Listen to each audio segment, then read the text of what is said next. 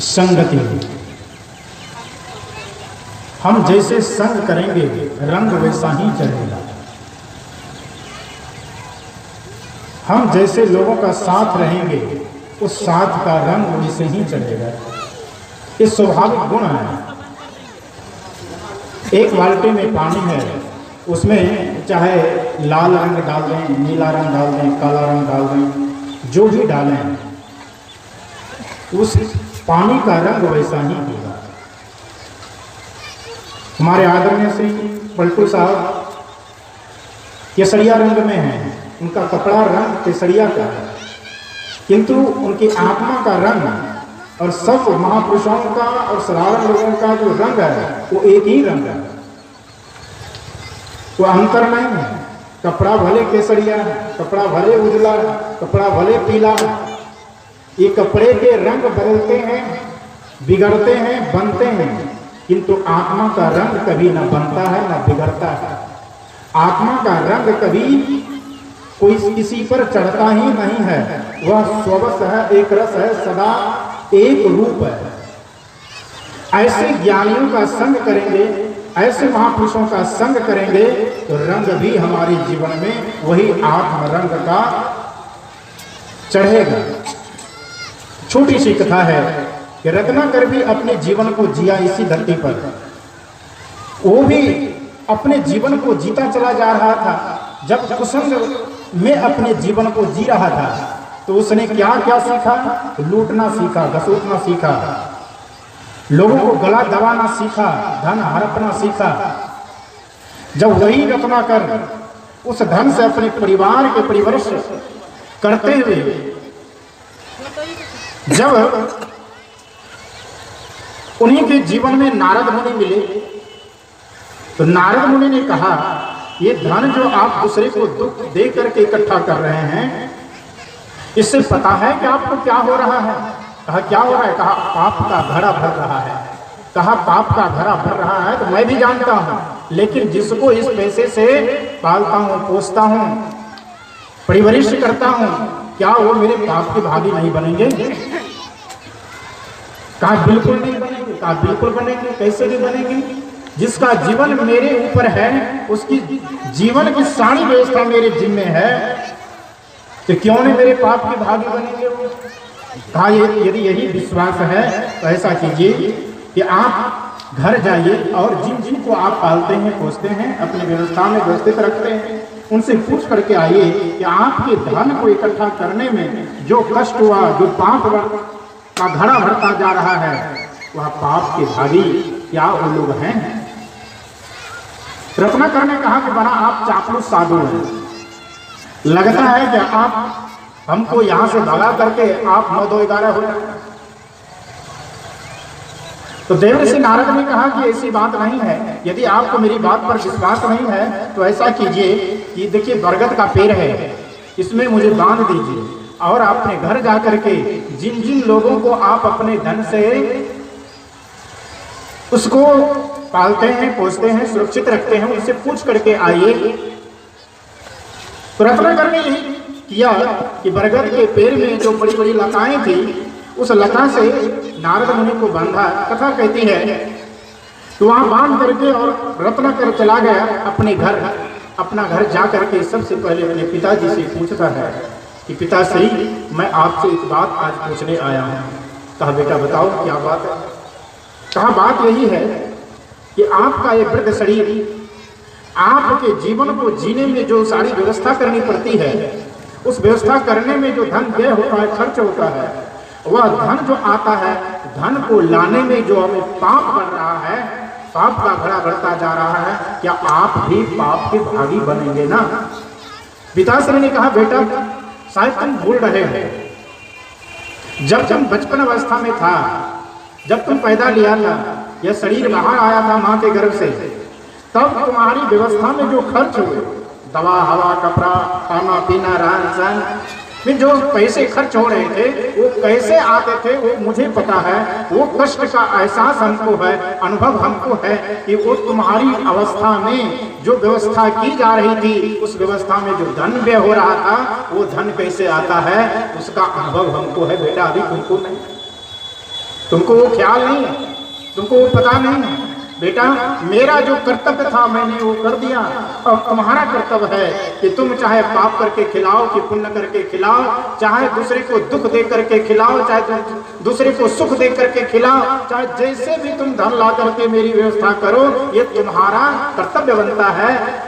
चाहे तुम पाप करोगे तो वो पाप के भागी तुम बनोगे, पुण्य करके लाओगे तो पुण्य के भागी तुम बनोगे। मैं क्यों बनूंगा? मेरा जो कर्तव्य था वो समाप्त हो गया। तो रत्नाकर ने कहा इसका मतलब यही है कि आप मेरे पाप की भागीदारी नहीं लेंगे, आप मेरे पाप में भाग नहीं लेंगे। कहा बिल्कुल।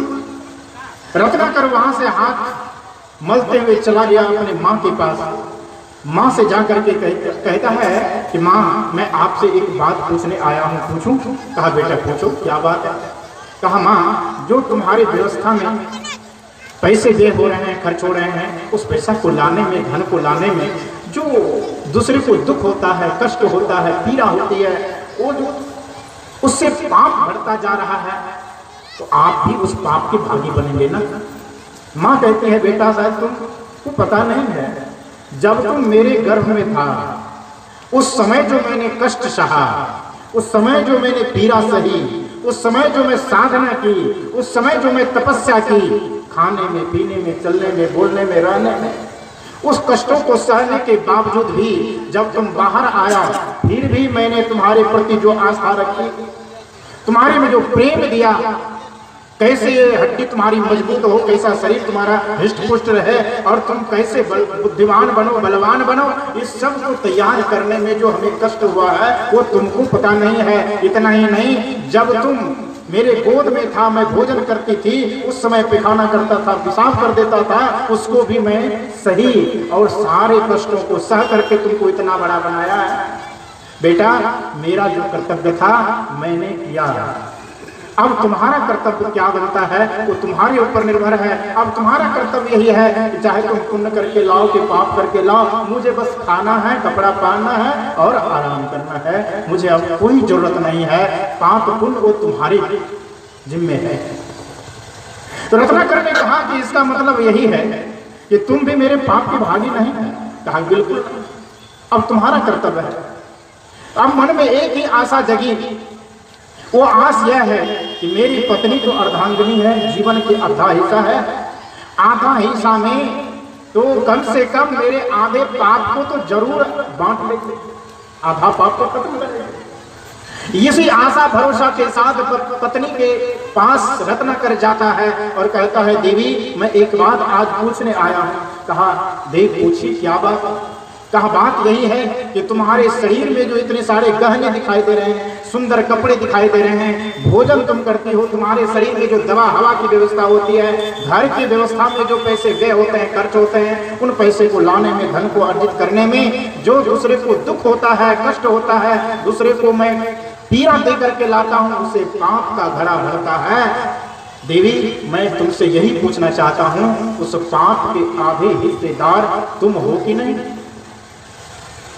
रत्नाकर की पत्नी कहती है कि देव आप भूल रहे हैं लगता है। याद कीजिए उस दिन जिस दिन आपके हाथ में आम का पल्ला था, जिस दिन मैं नीचे बैठी थी और आपने क्या संकल्प लिया था, मैं क्या संकल्प ली थी, उस घटना को याद कीजिए, उस अवस्था को याद कीजिए तो पता स्वतः ही चल जाएगा।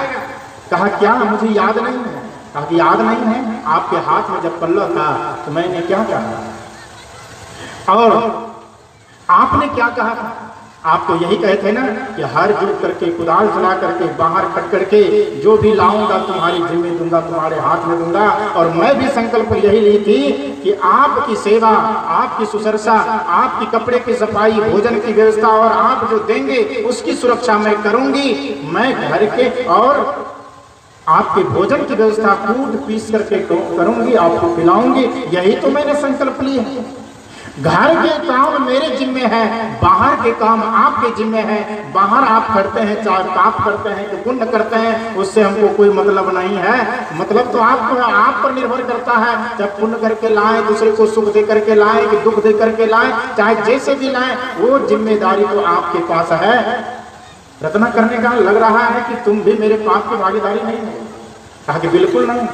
दोनों का काम का बंटवारा पहले हो चुका है, तो अपने अपने काम पर अडिग रहें, अपने अपने काम पर हम तैनात रहें। तो क्यों किसी के पाप के भागी बनेंगे? आप भी यदि अपने कर्तव्य पर हैं तो पुण्य यदि कर रहे हैं तो पुण्य के भागी आप बनेंगे। मैं यदि पुण्य कर रही हूँ तो मैं पुण्य के भागी बनूंगी, मैं यदि पाप करूंगी तो मैं पाप के भागी बनूंगी, आप यदि पाप करते हैं तो पाप के भागी तो आप बनेंगे। इसमें बांटने की क्या बात है? तो रत्नाकर कि अज्ञानता की पट्टी खुलती है और वहां से दौड़े दौड़े जाता है कहां? वही बरगद पेड़ के पास और जाकर के फटाफट उस लता की गांठ को खोलता है और नारद मुनि को बंधन से मुक्त करता है और उनके चरणों में गिर करके दोनों हाथ जोड़ करके कहने लग जाता है, अब मेरा उद्धार कीजिए, आप रास्ता बताइए, अब आप ही से उद्धार होने वाला है। मैं समझ गया कि मेरे पाप को बांटने वाला धरती पर कोई नहीं। लक्ष्मण ने कहा था, निज कृत कर्म भोग सुन भ्राता, अपने अपने कर्तव्यों का फल हम अपने अपने ही भोगेंगे, दूसरा कोई भोगने वाला नहीं है। तो ज्यादा समय नहीं लेते हुए मैं अपनी बातों को यहीं पर विराम देने जा रहा हूं कि हम सभी संग के साथ अपने जीवन को जो जीते हैं, जीने के क्रम में जो हम कर्म करते हैं वो कर्म का फल अमिट होता है और भोगना पड़ता है। इसलिए संग ऐसे करें हमारा जीवन सुंदर बने, सौरभ बने। इन्हीं शब्दों के साथ देता हूँ आपको विराम। सभी गण मेरे मीरा राम को करता हूँ प्रणाम। बोलिए प्रेम से सद्गुरु देव की, सद्गुरु कबीर।